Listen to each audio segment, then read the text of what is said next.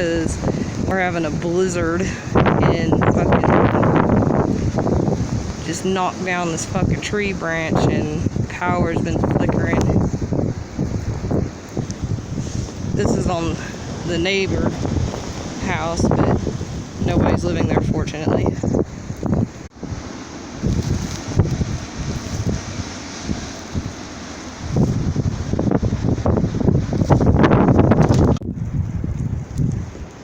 Thought I'd take a break from the doom and gloom of murders and missing people and show the doom and gloom of weather.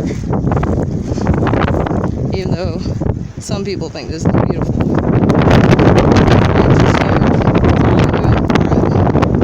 I don't even know if anybody can fucking hear me because this wind is crazy.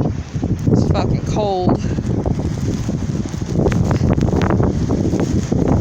Thought I'd share that with you. So, my fucking eyes. Thank you for watching. Until next time, Toodles.